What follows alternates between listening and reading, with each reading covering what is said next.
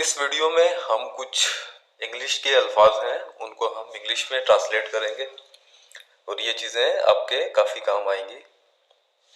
English में किसी चीज़ को कहते हैं थिंग, THING, थिंग। और किसी बात को मान लेना या तस्लीम करने को कहते हैं इंग्लिश में एडमिट। और किसी चीज़ को देखना हो तो उसे कहते हैं सी। ज़्यादा को इंग्लिश में कहते हैं मोर।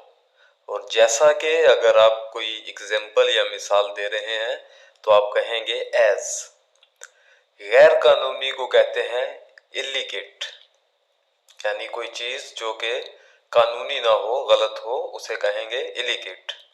और तमाम को कहते हैं इंग्लिश में होल और कमर को इंग्लिश में कहते हैं वेस्ट। ऐसे ही कुछ और वर्ड्स हैं। नज़रअंदाज करना, नज़रअंदाज करने को इंग्लिश में कहते हैं इग्नोर। अगर आप किसी को नज़रअंदाज करते हो तो आप इसको कहोगे कि मैंने इग्नोर किया। और वाज़िया को इंग्लिश में कहते हैं ऑब्वियस। ऑब्वियस मीन्स वाज़िया, जो चीज़ आपको ज़्यादा अच्छे से नज़र आ रही हो। शदीद को इंग्लिश में कहते हैं इंटेंस।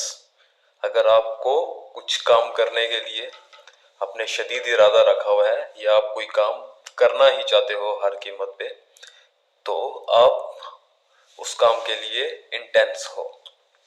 और अगर चोट लगे, चोट को इंग्लिश में कहते हैं इंजरी।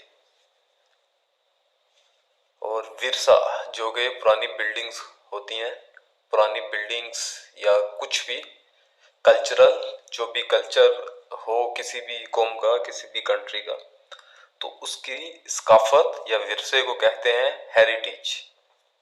और एड़ी, एड़ी को कहते हैं इंग्लिश में हील। और पकड़ने को कहते हैं ग्रैब।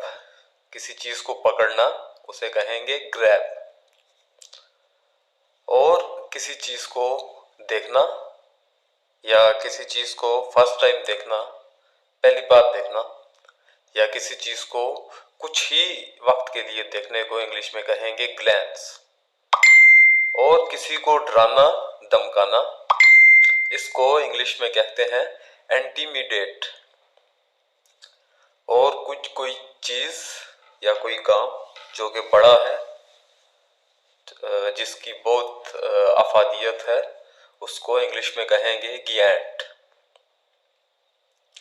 और अगर किसी चीज को बेनकाब करते हैं या अगर हम कोई गलत काम होता हुआ देखते हैं और उसको बेनकाब करते हैं तो उसे इंग्लिश में कहेंगे एक्सपोज।